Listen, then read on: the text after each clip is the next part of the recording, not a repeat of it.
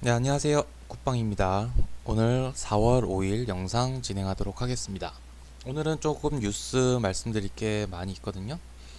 자, 진행하기 전에 잠깐 시황 살펴보고 가도록 하겠습니다. 자, 오늘도 뭐 양시장 상승으로 마감을 했고요. 자, 이제 간혹 이렇게 생각하시는 분들이 많으세요. 아, 미증시 대비해서 너무 못 간다. 네, 이렇게 생각을 할 수가 있는데 어제 이제 미증시 상승 이유는 딱 두 가지였어요. 하나는 일론 머스크가 이제 트위터 지분 매수에 따라 가지고 이제 트위터가 급등을 했고요. 그 다음에 또 이제 일론 머스크죠. 이제 테슬라가 계속해서 이제 상승 보이고 있는데 이 두 가지 이유였습니다. 자, 근데 첫 번째 이제 트위터 같은 경우에는 우리나라는 없잖아요.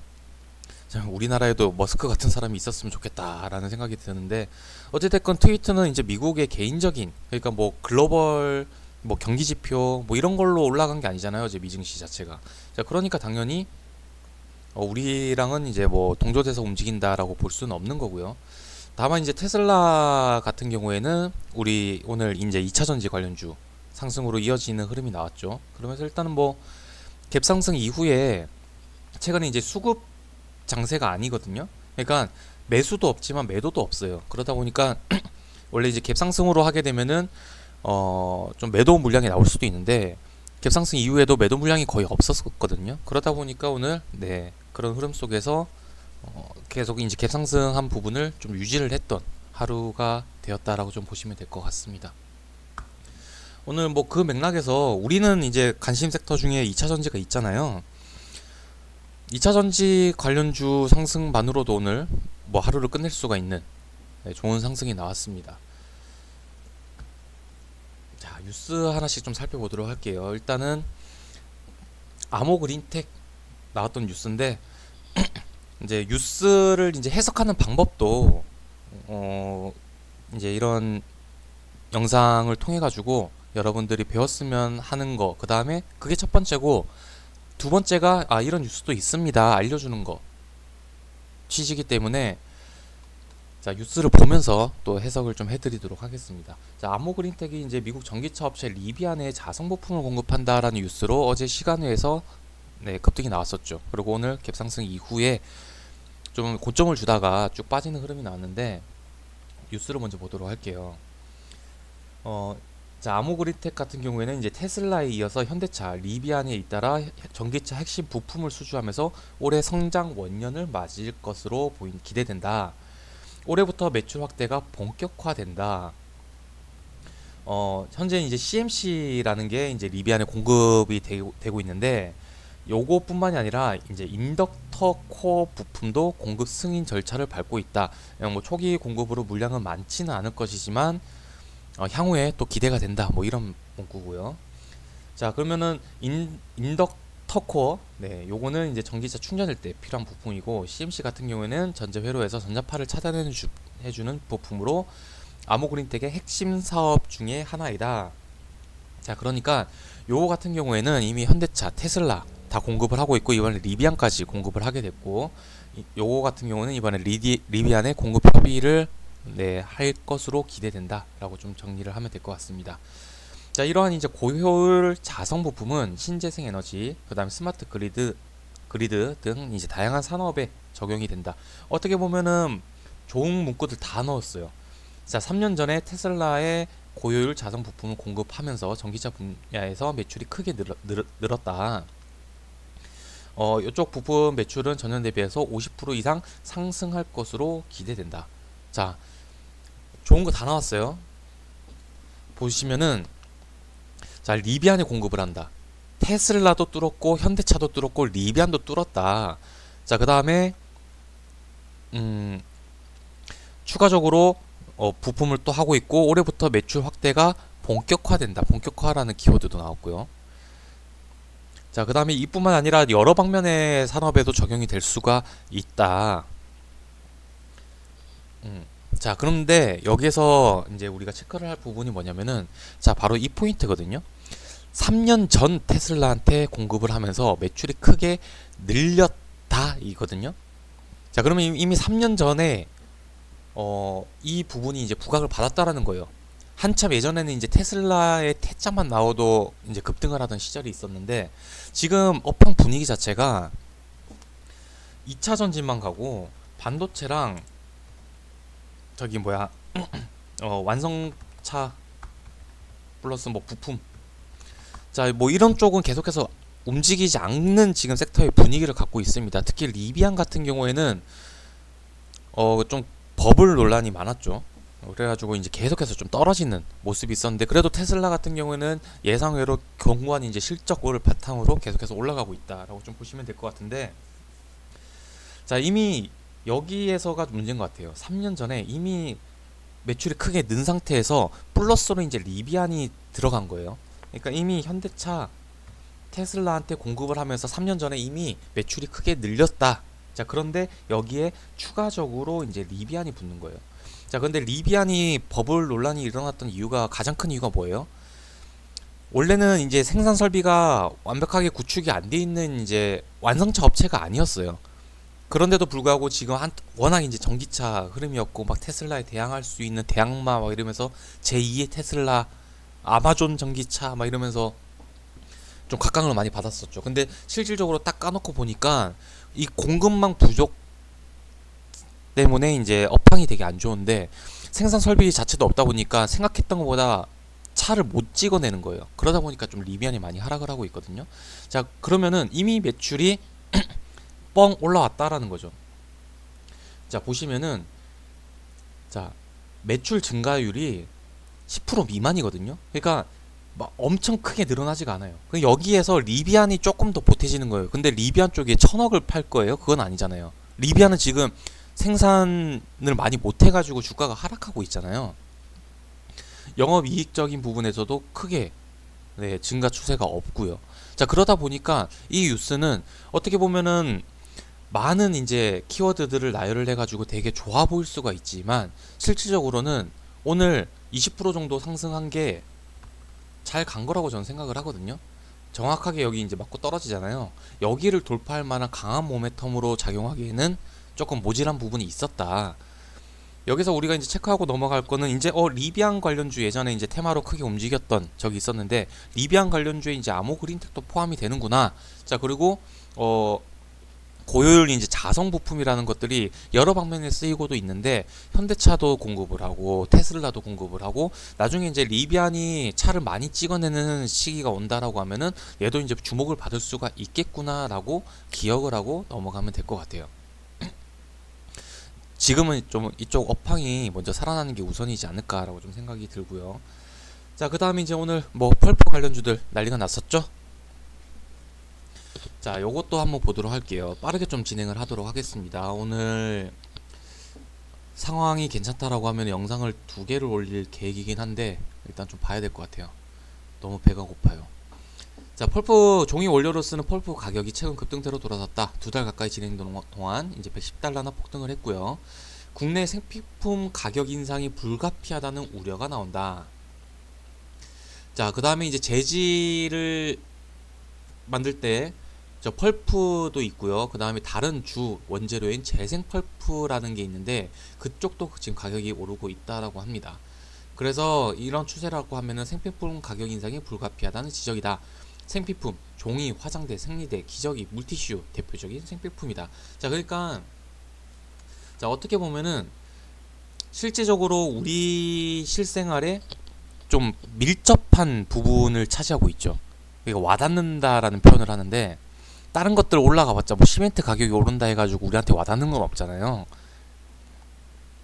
자 그런 거기 때문에 일단 첫 번째 생필품이다라는 부분, 그 다음에 두 번째는 펄프 가격이 얘기가 처음 나왔어요.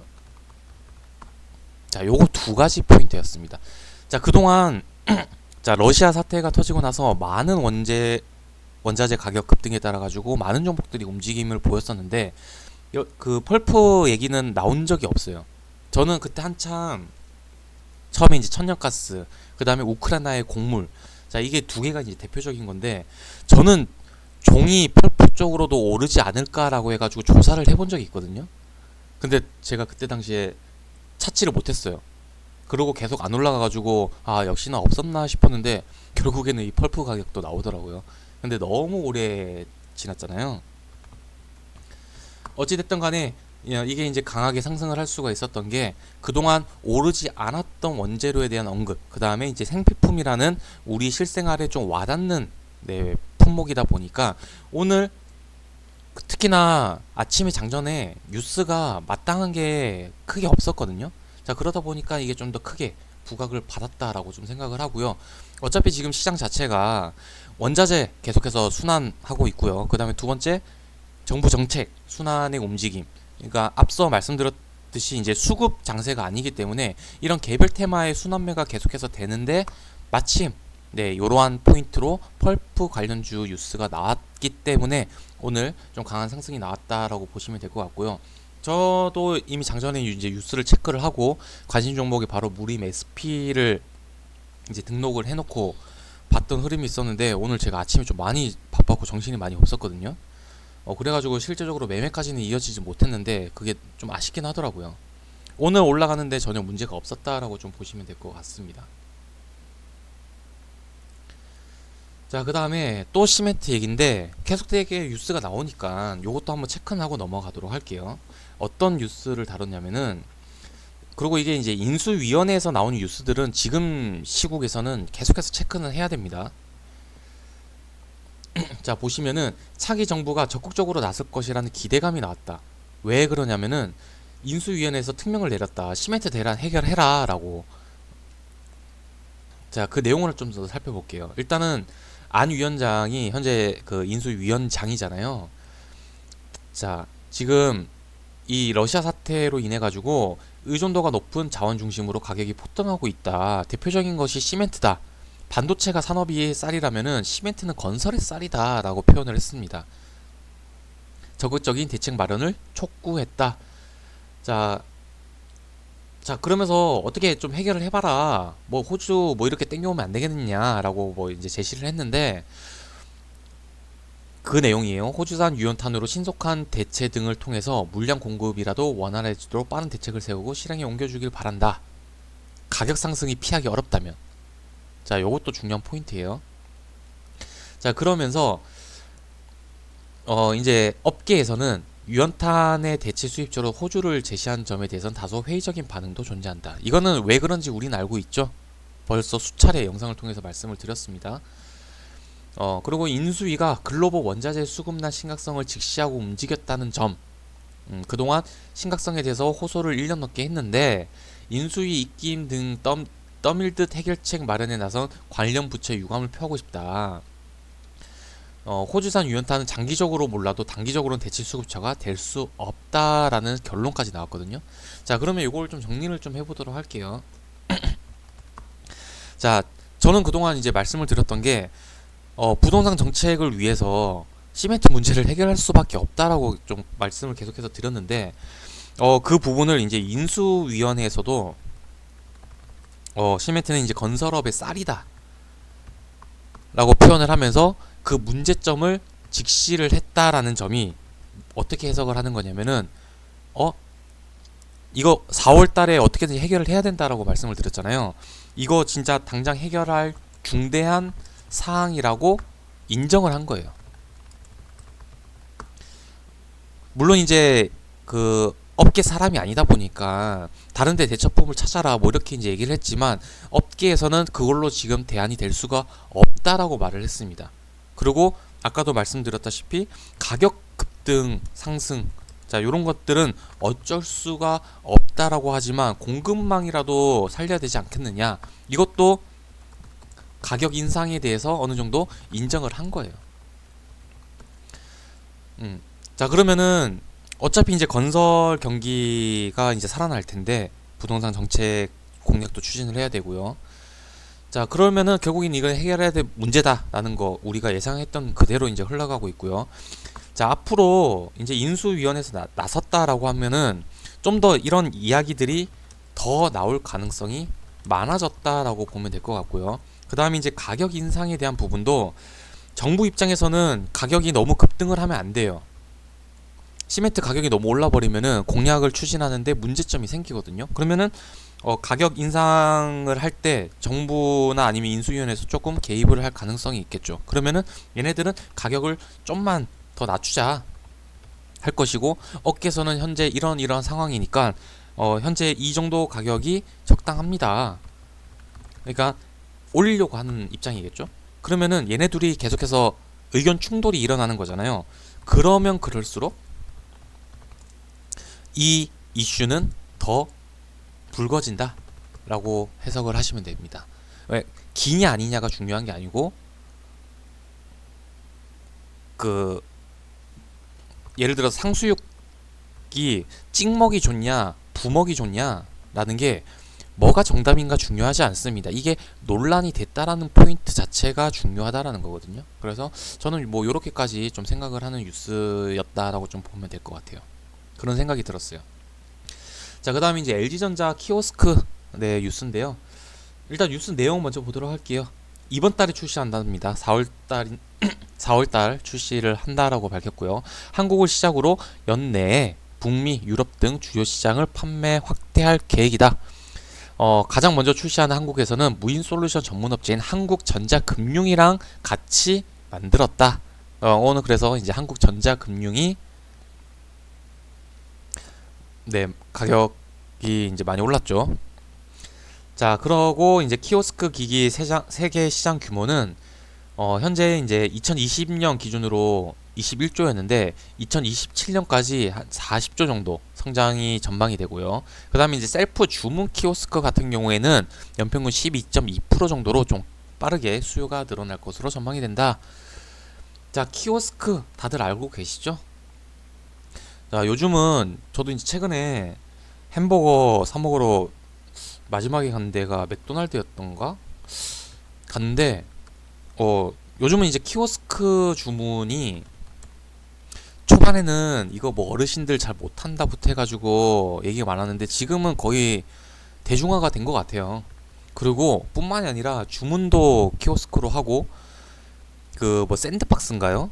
뭐 이렇게 해가지고 사물함 같은 데서 내가 받아가더라고요. 그래서 직원을 만날 일이 없어요.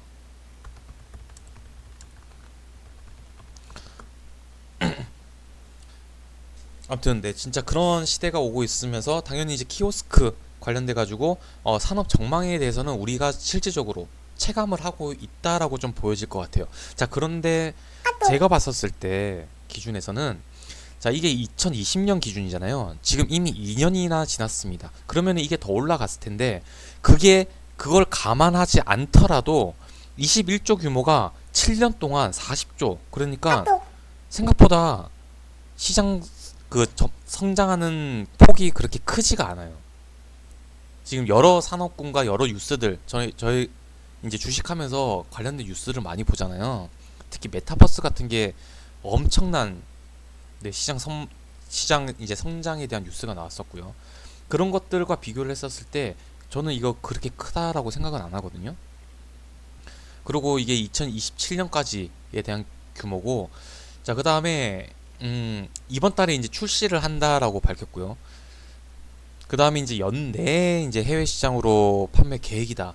자, 이번 달에 출시한다는 거 말고는 아직까지는 뭔가 뚜렷한 건 없는 것 같아요. 그냥 LG전자가 이제 키오스크 제품도 내놓는구나. 그러면은 시장을 많이 좀 선점해 나갈 수가 있겠는데 정도? 근데 이 키오스크 산업 부분이라는 것 자체가 그렇게 폭발적이지는 않다라고 좀 여겨지는 부분이거든요. 그래서 저는 오늘 이제 상승, 그다음에 뭐 고점 한 번 정도는 뭐 더 줄 수는 있겠지만 딱히 이것도 네 폭발적인 테마 형성은 없을 거라고 생각을 합니다. 뭐 키오스크가 기존에 없던 건데 지금 뭐 세계 최초로 내놓은 것도 아니고요. 나중에 실질적으로 출시를 했는데 뭐 시장 빠르게 선점해 나가고 있다 뭐 이런 뉴스가 나오면 한 번 더 갈 수는 있겠는데 딱히 이 정도 선에서만 저는 좀 보고 있고요. 그냥 요거에 대해서 그냥 정리하고 넘어갈 거 정도. LG전자 같은 경우에는 키오스크 관련주 또 뉴스가 나온다라고 하면은 한국전자금융, 그 다음에 이제 오늘 뭐 후속적으로 움직인 애들이 있잖아요. 뭐 유비케어도 있었고요. 그 다음에 이제 삼성전자가 만약에 키오스크 쪽으로 또 뭐 진행을 한다라는 뉴스가 나온다라고 하면은 요거 관련주는 파버나인이 있구나 저 요 정도 정리하고 넘어가면 좋을 것 같아요. 자, 그 다음 뉴스. 자, 전력 반도체 SiC에 대한 뉴스인데요. 자, 2027년까지 똑같아요. 2027년까지. 이것도 2027년 연평균 34% 고성장 전망. 이거에 비해서 이게 더 크죠. 뉴스 한번 보도록 할게요. 향후 5년간 급격한 성장을 나타낼 것으로 예상이 된다. 이 전력 반도체 같은 경우에는 자동차, 에너지, 산업, 시스템, 통신, 인프라 등 다양한 분야의 활용도가 점차 증가하고 있다. 자, 업계에서는 이 SiC, 그 다음 지락칼륨과 같은 와이드 밴드갭 반도체는 에너지 효율과 전력 밀도가 높아 수요가 빠르게 증가하고 있다. 자, 예전에 전력 반도체 얘기가 처음 나왔을 때 아마 다들 공부를 하셨기를 바래요. 항상 이제 새로운 산업군이나 아니면 몰랐던 부분이 나오면은 그때 당시에 공부를 하는 게 좋습니다. 그때 당시에 저는 이제 분석을 했었을 때 그때 한참 이제 전기차 관련주 테마가 강세였을 때였거든요. 근데 이 전력 반도체로 교체를 한다고 하더라도 주행 거리가 많이 늘어나는 게 아니라 진짜 조금 늘어나거든요. 그래서 그때 당시에는 테마가 크지 않다라고 생각을 했었어요. 그래서 실질적으로 관련주도 조금 올라가다가 말았거든요. 그리고 이제 지금 이 뉴스인데 보시면은 이렇게 하고 이거 뭐 아까 언급을 했던 내용이고요. 자, 이미 ST 마이크로 일렉트로닉스, 울프 스피드, 인피니온, 온세미 등 주요 전력 반도체 제조업체들은 지난해 관련 사업에서 매출이 크게 증가했다라고 설명했다. 자, 우리나라가 1등이 아닌 분야예요. 자, 그런데 일단은 얘네들 자체가 이미 이 매출로 기정사실화가 된 거잖아요. 그러니까 이쪽은 향후 5년간의 급성장을 할 것으로도 예상이 되고 비단 이제 전기차뿐만이 아니라 다양한 분야에서 활용이 될 수가 있다. 그러니까 전력에 대한 반도체 들어가는 제품들은 거진 다 들어간다고 보면 될 것 같아요. 그리고 예전에는 이게 아마 실리콘 형식이었을 텐데 요게 이제 전력 반도체 이제 바뀌면서 아마 교체 수기가 다 들어갈 것이라고 보여지거든요. 그러면 저는 요거가 지금은 이제 나쁘지 않다라고 생각을 하는데, 자, KC 같은 경우는 이미 전일 또 뉴스가 나왔습니다. 어제 뉴스가 나오면서 좀 급등이 나왔었는데 국제과제로서 이 전력 반도체 부분을 진행을 했었는데 좀 유의미한 성과에 대한 뉴스가 있었죠. 전력 반도체 국내 최초 국산화 성공 소식이 나왔다. 그렇기 때문에 아마 KC가 이제 이게 국내 최초로 만들었기 때문에 우리 국내에 보급할 것들 많잖아요. 우리 뭐 현대차도 있고 삼성전자, LG전자부터 해가지고 국내 시장을 잡아갈 수가 있기 때문에 KC 같은 경우에는 저는 요 뉴스에 좀 괜찮지 않을까라고 생각을 하고, KC는 이 전력 반도체뿐만이 아니라 그 현재 그 뭐죠? 그 자동차 부품 그쪽으로도 지금 성장이 잘 돼가고 있는 기업이거든요. 그렇기 때문에 이게 예전에는 항상 1,000원, 2,000원짜리 종목이었거든요. 그러다가 어느덧 이제 뭐 3,000원, 4,000원까지 갔던 적이 있었는데 지금도 이제 그런 가격이거든요. 크게 나중에 봤었을 때는 현재 같은 산업을 계속해서 잘 진행을 한다라는 가정하에 나중에는 이거 진짜 나중에 예전에는 1,000원, 2,000원짜리였다가 지금은 3,000원, 4,000원인데 나중에는 10,000원, 20,000원 하는 날도 올 수도 있다라고 생각은 해요. 지금까지 흐름으로 보면요. 괜찮게 이제 계속해서 좀 성장을 해 나가고 있으니까 일단은 지금으로서는 일단 전력 반도체 에 대한 모멘텀, 그다음에 향후 5년간의 이 시장을 선점해 나갈 수 있는데 가장 앞서 있는 게 지금 KEC라고 보면 될 것 같습니다. 이런 거 저점 기회 주면은 저는 잡아가도 괜찮을 것 같아요. 자, 그다음에 오늘 요걸로만 좀 보도록 할게요. 오늘 이제 금호 HT가 쌍용차 이제 인수 관련해가지고 새롭게 좀 부각이 됐는데, 요거는 뭐 이렇게만 정리하면 되죠. 그러니까 인수 주체가 누가 될지는 모르겠지만 딱 한 명만 되겠죠. 거기 따라 가지고 얘네가 올라가면 얘네가 떨어지고 얘네가 올라가면 얘네가 떨어지고 약간 이제 널뛰기 흐름이 나오는데, 결국에는 원래는 이제 에디슨 모터스가 확정이 됐잖아요. 자, 그런데 이번에 좀 무산이 됐어요. 무산이 되면서 자기들은 이제 소송을 하면서 계속해서 추진을 할 거고, 자금적인 부분은 이제 컨소시엄 업체들을 참가를 시켜가지고 해결을 하겠다. 그게 금호 HT다라는 거예요. 요거까지만 봐야 되겠다. 네. 소송전을 진행을 하면서 재무적 투자자를 구하고 있다. 그래서 이제 역량이 충분한 파트너를 컨소시엄에 참여시켜서 인수를 계속 진행할 계획이다. 금호 HTT가 이제 컨소시엄에 참여해 줄 것을 제안을 했다라고 했는데요. 일단은 에디슨 모터스가 일단은 거래 정지가 됐잖아요. 그러면서 이제 원래는 에디슨 EV, 그 다음에 이제 관련주가 UNI 이쪽으로 이제 자금 충당하고 있었으니까, 그러면서 이제 오늘 얘기 나온 게 이제 금호 HT, 그 다음에 요거 관련주가 이제 화일약품. 자, 요렇게가 이제 한 세트라고 보면 되는데, 일단은 오늘 나온 뉴스를 보면 이제 금호 HT한테 이제 제안을 한 거지, 금호 HT가 하겠다라고 한 건 아니에요. 저희는 안 하겠습니다라고 하면은 여기는 이제 쭉 날아가는 거죠. 이게 이제 생각보다 빠르게 답변이 나올 수도 있고요. 아니면 답변을 안 할 수도 있고요. 얘네들이 답변을 할 의무는 아니잖아요, 지금 이 상황 자체가. 그리고 뭐 반대로 우리가 참여해서 이거 해결하겠다라고 할 수도 있겠는데, 지금 이 거래가 정지된 에디슨 EV를 봤었을 때 지금 막 주가 조작인이 많이 말 나오고 있는데, 이쪽으로 얘네가 참여를 할까? 글쎄요. 조금 애매하지 않을까라고 좀 생각을 하고요. 자, 그 다음에 이제 예전에 이제 경쟁을 했다가 에디슨 모터스한테 밀렸던 그룹이 바로 SN그룹이었는데, 이쪽 관련해가지고 뭐 남선 알미늄, 남선 알미 우, 자, 이쪽이 이제 얘네들이 올라가면 뭐 얘네들이 올라가고 떨어지고 뭐 이런 식으로 왔다 갔다 했었는데, 얘네들은 일단은 진행을 하지 않겠다라고 일단은 밝혔어요. 근데 이게 워낙 초반이다 보니까 나중에는 또 인수에 참여를 할 수도 있다라는 거거든요. 아직까지는 검토한 바가 없다라는 거지, 앞으로도 쭉 안 하겠다라고 밝힌 적은 없어요.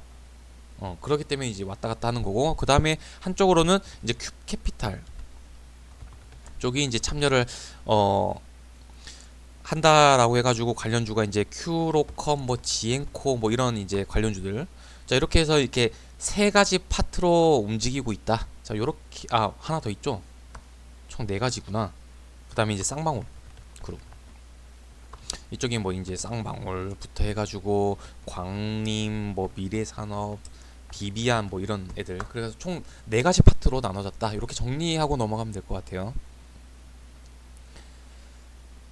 자, 그 다음에 이제 대통령직 인수위 TF형 특별과제로 이제 새만금을 선정을 했다. 이제 주요 정책주 계속해서 이제 뉴스가 나올 때마다 움직임이 나오고 있으니까 물론 이제 올라갔죠.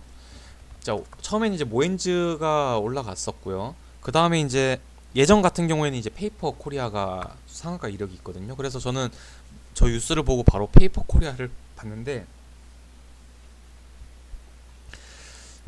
저는 이렇게 생각을 했었어요. 그러니까 정책주를 볼 때 저의 딱 기준이 하나가 있거든요. 기준이 뭐냐면은 원래 하려던 정책이 있고요, 신정부에서 하는 정책이 있어요.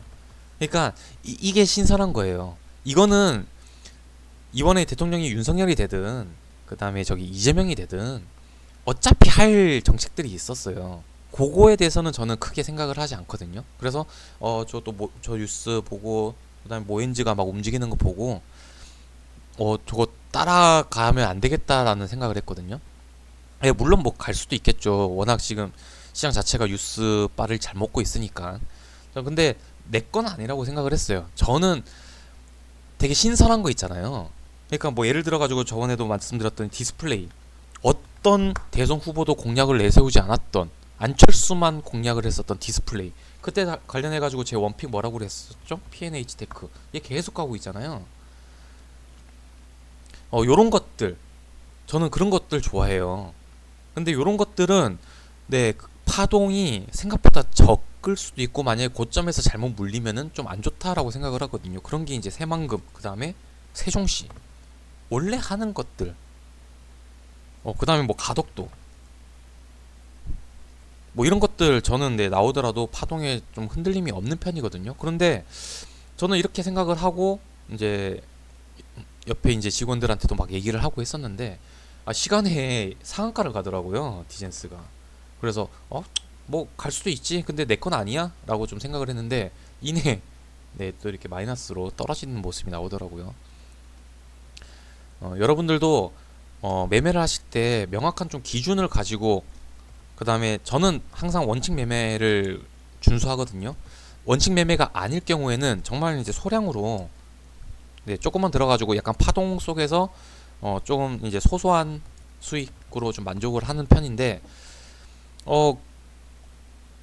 저도 이제 이 영상을 진행을 하면서 초반에도 말씀을 드렸는데, 이렇게 이제 나와 있는 뉴스만 잘 분석을 하더라도 급등 종목의 70%는 잡을 수가 있다라고 말씀을 드렸고, 그런 것들 내가 생각하는 이점과 좀 맞아 떨어지고, 그 다음에 수급적으로도 크게 문제가 없고, 좋으면 더 좋고, 자, 이런 것들을 천천히 모아 갔었을 때 수익이 크게 납니다.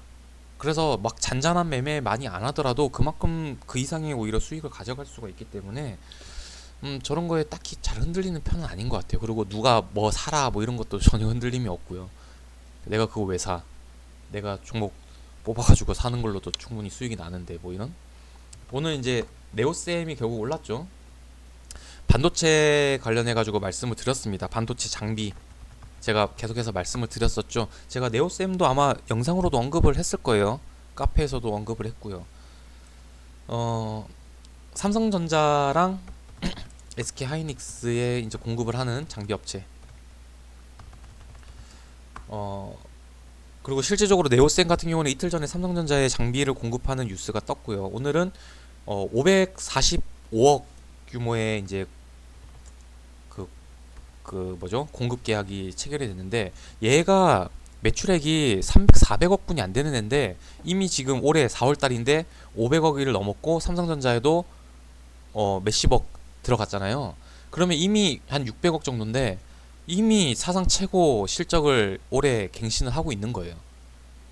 참 좋죠. 그래서 저도 이거 다 내려왔다라고 말씀을 드렸잖아요. 이거 이날부터 내가 모아갔거든요. 그리고 오늘 슈팅 나와가지고 팔렸네요. 팔렸어. 아무튼 이런 식으로 여러분들 매매하시면 됩니다. 요즘 영상 말미에 자주 말씀을 드리고 있는데, 천천히 모아가면서 기다리는 매매 하면은 생각보다 주식이 쉬울 수가 있다 라고 말씀을 드렸잖아요. 약간 그런 맥락이라고 보시면 될 것 같아요. 요렇게 오늘 준비한 뉴스는 다 언급을 드렸으니까 여기서 마무리 하도록 하겠습니다. 여러분 오늘도 방송 들어주셔서 감사합니다.